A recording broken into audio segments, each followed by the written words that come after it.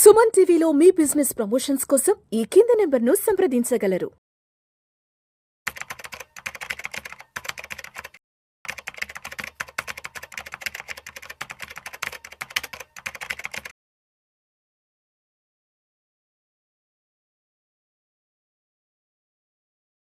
ప్రేక్షకులకి మీ రామచంద్రమూర్తి నమస్కారాలు. ఇవాళ ఈ వీడియోలో మనం గోల్డ్ ధరలు ఎలా ఉన్నాయి, బంగారం ధరలు లక్షకి చేరువలో ఉన్నాయా, లక్ష ఎప్పుడు అవుతుంది అనేది చాలామంది అడుగుతున్నారు. అసలు గోల్డ్ ఈ లాస్ట్ 10 days నుంచి ఏం జరిగిందో చూద్దాం. So first time March 18th 90,000 దాటింది, టచ్ చేసింది, 90 మార్క్ టచ్ చేసి అక్కడి నుంచి ఇప్పుడు 89,000 దగ్గర క్లోజ్ అయింది. సో లాస్ట్ 10 days చూసుకుంటే March 17th 89,560 దగ్గర ఉంది. అలాగే March 18th 90,000 టచ్ అయింది. అలాగే March 20th కూడా 90,660 దాకా వెళ్ళింది. తర్వాత March 21 19,220 దగ్గర ఆగింది. March 22 వచ్చి 89,780 దగ్గర ఆగింది. అలాగే March 26 89,040 దగ్గర ట్రేడ్ అవుతుంది. సో ఇప్పుడు ఎందుకు ఈ గోల్డ్ ఇంత ఫాస్ట్గా గ్రో అయింది అని చూసుకుంటే లాస్ట్ 3 monthsలో విపరీతమైన గ్రోత్ వచ్చింది.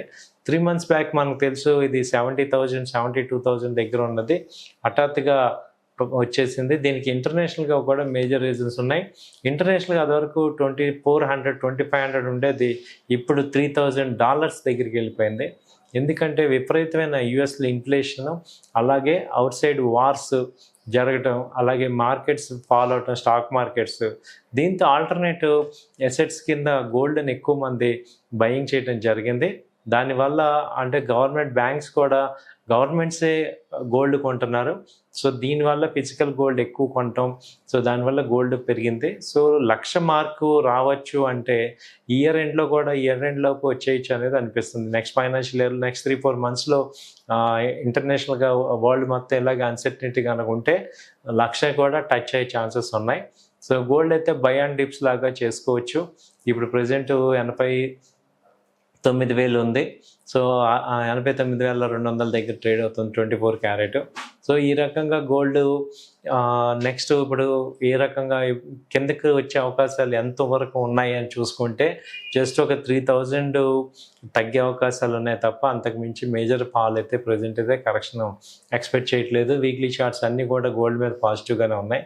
సో ఈ గోల్డ్ని మనం ఇప్పుడు ఇన్వెస్ట్మెంట్ పాయింట్లు ఇప్పుడు కన్సిడర్ చేయొచ్చా, ఈ రేట్లో కూడా కొనొచ్చా మనం అని అనుకుంటే ఏంటంటే కొంత అమౌంట్ ఇప్పుడు ఈక్విటీ మార్కెట్స్ రేజింగ్లోకి వచ్చాయి కాబట్టి ఈ కొంత అమౌంట్ గోల్డ్ కూడా ఇన్వెస్ట్ చేసుకుంటే బెటరు. కొంత % ఫ్రీ అమౌంట్ గోల్డ్లో చేసుకోవచ్చు. సో ఇది ఎట్టి కూడా 1 lakh టచ్ అయ్యే అవకాశాలు కనపడుతూనే ఉన్నాయి. ఈవెన్ దో కొంత తగ్గినా కానీ మళ్ళీ పుల్ బ్యాక్ పుంజుకుంటుంది. ఎందుకంటే inflation effect, worldwide inflation బాగుంది కాబట్టి దానికి తగ్గట్టుగా గోల్డ్ అనేది పెరుగుతుంది, ప్రెషియస్ మెటల్ ఇది పెరుగుతుంది. అలాగే ఇప్పుడు సిల్వర్ని చూసుకుంటే సిల్వర్ కూడా గోల్డ్ కన్నా ఎక్కువగా పెరుగుతుంది. ఇప్పుడు ఆల్రెడీ 1 lakh టచ్ అయిపోయింది 1 kg. ఇప్పుడు ఆ సిల్వర్ 1 lakhకి ఏ రకంగా మనం నెక్స్ట్ ఏ రకంగా ఉంటుంది బెనిఫిట్, ఏ రకంగా ఇది ముందుకు వెళ్తుందని చూసుకుంటే సిల్వర్ని ఒకసారి ఆలోచిస్తే ఎలా ఉందంటే ఈ సిల్వర్ మీద 1,50,000 దాకా కూడా వెళ్ళే అవకాశాలు ఉన్నాయా అనేది నెక్స్ట్ టార్గెట్ అవుతుంది. ఎందుకంటే సిల్వర్ని మేజర్గా ఇండస్ట్రియల్ యూసేజ్ కూడా ఎక్కువ ఉంది.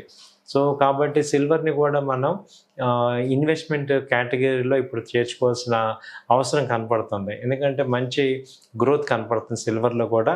సో ఈ సిల్వర్ని ట్రేడింగ్ ఈ ఎంసెక్స్లో కూడా చేసుకోవచ్చు. Multi commodity exchange MCX equity market లాగా సిల్వర్ని గోల్డ్ని కూడా ట్రేడ్ చేసుకోవచ్చు. సో మంచి ర్యాలీ అయితే కనపడుతుంది సిల్వర్లో కూడా. అయితే ఇది మొన్నటిదాకా 88,000 ఉన్నది, ఇప్పుడు దాదాపు 10,000 రూపీస్ పెరిగింది.